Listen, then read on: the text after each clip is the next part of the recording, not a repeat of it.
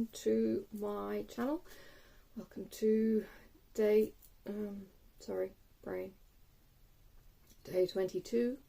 It's actually the 23rd. Yeah, stick with me. If you're not already subscribed to my channel, please click subscribe, ring the notification bell, and get all my updates as to when I upload. Currently doing it daily, so you're going to get a mix of the nice list, and then it goes into yarn, which is forbidden fibre. Alright, I am a day late. I know. I'm still a day on time over in the States, so I'm kind of cushioning my bets.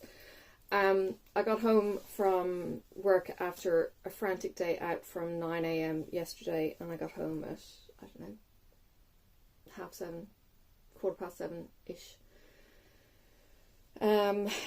I got straight into dinner and was just like, I'll be kind to myself. I won't do the recording because I have something to show you. And I wanted to finish it because I didn't want to show half-finished little thingies. Don't be rude. Oh, interesting. I won't be doing that again. I got my nails done and it's a different girl and it may not have cured fully. So it didn't scratch very well, that one. Right. I was wrong. It's the last little parcel. The rest of them are big, okay? And I'm talking... I say quieter than normal. I feel like I'm quieter than normal. I may not be. I always get told I talk too loud. Always have done, all my life. But I was wrong. And it is a little one with a Christmas tree on it. And of course, as soon as I finished recording and I went to the box, it was like, oh, we have got a little one. So I don't know what it is, but it's in a bag. Oh, wow. Okay. These are Made It stickers, Made It labels. So there's gorgeous Aurora, probably Borealis, that's the northern hemisphere. We have an Aurora Australis down here. Aurora Borealis. And then you can have your title, your designer, your fabric, your threads, when you began, when you finished, because we don't always finish. Stitched by. And you can either put that on your work or you could put it in your project bag. Up to you. Now, this says it's an exclusive winter project sticker set designed by the Black Needle Society. Have a winter finish, fill this out and stick it on your framed finished winter pieces because Aurora comes out in the winter. Although, I've got a friend of mine who's a wildlife nature photographer. More nature than wildlife. But he's a photographer and we had... When that spike we had, there was a sun spike, did all kinds of spacey things, and the auroras kicked off. You could see it with your naked eye because it had come so far forward, or north. We're 40 degrees south. But you could see it with the naked eye, and if you can get away from the populated areas, you could take photos. It comes out green down here. And friends of mine who do the nighttime photography and all that kind of jazz went, hunting and were kind of going, I'm not prepared. And it's like, dudes, the spark happened like 3 days ago. You had plenty of warning. I don't know. Look, divas, that's all I can say. Divas. These photography people. And, oh gosh, when he gets on his soapbox for... preserving the southwest or the wilderness bits of Tasmania because, they're being logged or whatever. He gets very, very passionate about preserving old Tasmania as a wilderness. He would actually be quite happy that nobody gets there, which kind of defeats the purpose, sort of people who... love it and want to share it, or love it and want to go there, and he's all kind of no pads, no nothing, like you get in by the skin of your teeth, you get out if you're lucky, kind of. Yeah, it's a bit weird. But yes, passionate people. Alright, look. I started a thing. I did 4 deer. Let's just say I wear very very focals. And down here is a 2+ magnification because I'm blind as a bat. It's tough getting old. And when they said your eyesight will get better in your 40s, bullshit. Didn't happen. It's getting worse. It's still getting worse. It's like, freaking out. I want a refund. You know, I prayed for years that God would heal my sight. Nah. I felt a bit jilted by that. Anyway, that's another story. I did some deer. So, these are not actually as easy as they look. Well, they are, but they aren't because I couldn't see. So I skipped half because this is linen and this is 36 count. So this is like 18 count. I really should do the old person thing, old eyes thing. Okay, not old person thing, old eyes thing. I just take out my freaking magnifying glass and be done with it. I've got one of those ones that hang around my neck and lean on my chest. And I should have just done that in the first place. So I had to frog, and the frogging actually takes longer than doing a Bambi. So there are my deer. This one. This is my first one, and it was perfect. Took half an hour, not a problem. Started this one, went wrong, put too big a space between the front and the back leg, and it was all downhill from there. And didn't want to show you half of Bambi, so I wanted to finish it. So I think I finished it in the morning and then cracked on and started the next one. Didn't finish that. Brought it into work, didn't finish anything in work, so finished this one, but with all the frogging and everything else, it was quite late. So yeah, I have 4. So that's as wide as it is, which is, I mean, it's a bit bigger than the photo. You know, the 4x6s that we used to have as kids. It's a little bit bigger than that, barely. So if you want a border, 5x7 frame would be perfect. Okay, and then you can trim it and do all the other fancy things. I kind of like the idea of framing into shadow boxes. Oh, the other thing I did, before I digress onto that, I bent my damn needle. I don't know what I was doing, but I bent my needle, and it's one of the ball points. I'm going to have to see if I can straighten it a bit better, because it's still wonky, and it's going to drive me bonkers. I'm far too tactile, and I can feel the kink, and oh, it just doesn't drive right. Anyway,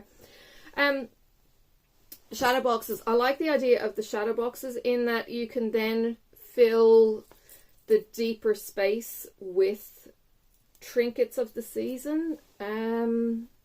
So you could put things in that, you know, with this, if you were doing it as a Christmas project, you could fill it with pine needles or holly leaves, because they're evergreen. They're not going to go anywhere. They're going to keep their colour for whatever reason. They keep their colour.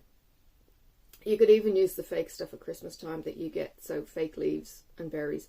But you could put that around the bottom maybe, or whatever. I mean, this isn't a particularly Christmassy piece. If you were to actually take that border away, so if you were to kind of do that and that doesn't exactly scream winter Christmas, does it? So you could do anything. You could put acorns and stuff, because those colours are gorgeous autumn colours. So you don't have to stick this to Christmas. I know it's called a Christmas pin pillow, but to me, the only thing there that is saying winter Christmas are the deer. And because there's, how many did I say? 14 deer. Well, that's not Santa's reindeer, so I wouldn't stress about that one. I'm going to have to sand my nail now. Anyway, we'll get there. So yeah, shadow boxes, I really, really like the idea. Or slightly deeper frames, or you could even stick it on the outside if you glass your frame. Because you can buy a 5x7 frame from any discount store. And if you want to go fancy, because if you wanted to frame it, if you didn't want to make it a pin pillow, you could even go to flea markets or somewhere that you can buy a vintage frame for that. Now, if you want to make that into a pin cushion, my LNS, she actually uses crushed walnut as the stuffing. So what I would do with that is make a liner, maybe of just like a calico, make a liner bag to hold the walnuts, and then put it into the outside cover. But the crushed walnuts, it actually sharpens the pins and the needles as you put them in. So you might not want it for your ball points, but if you've got sharp needles, it keeps your needles nice and sharp. I didn't know that. So yeah, there's a trick there.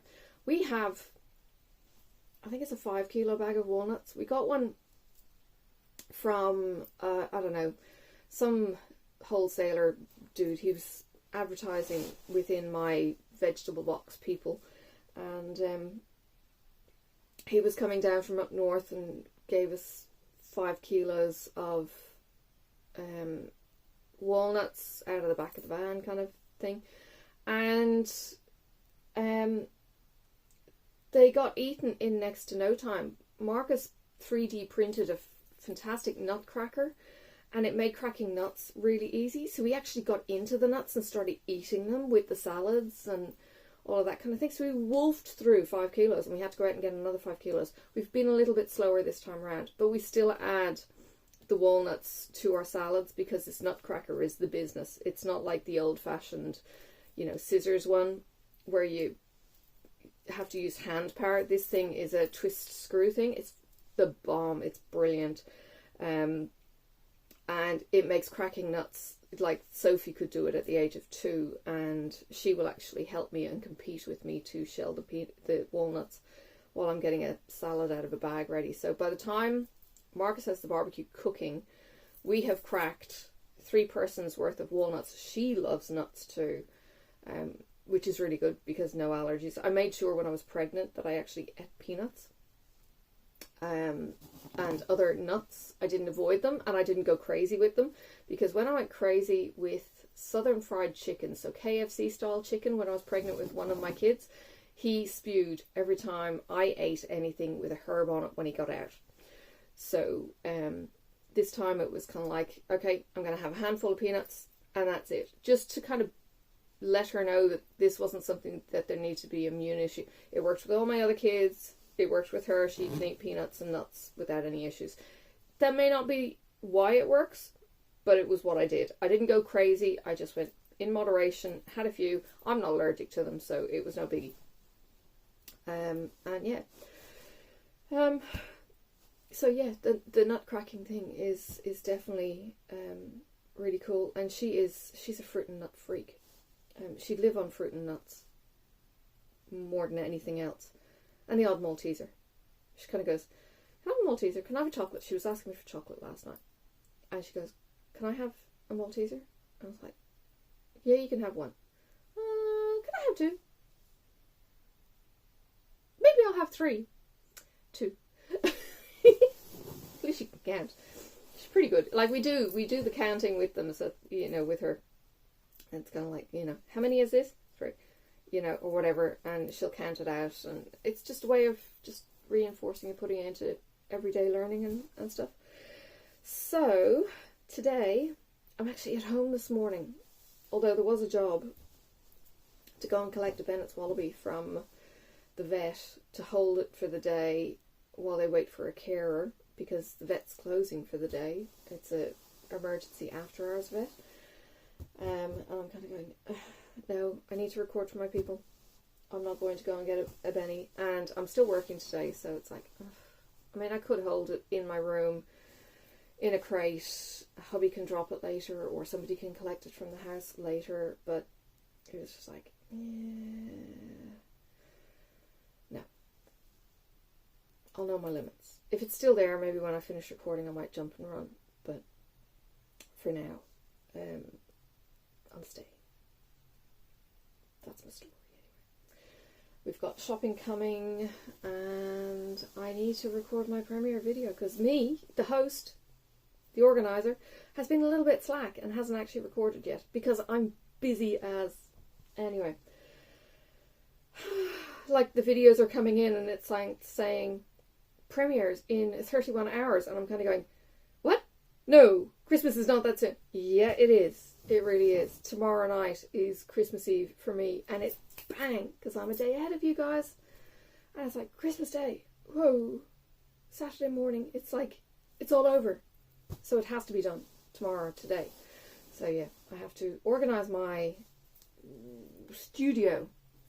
And what I'm going to do, it's harder to cross stitch and do the counting and all of that kind of jazz, but we'll see what happens. I don't know what craft I'm going to do yet. I finished my gorgeous knitting. I'm kind of lost without my knitting.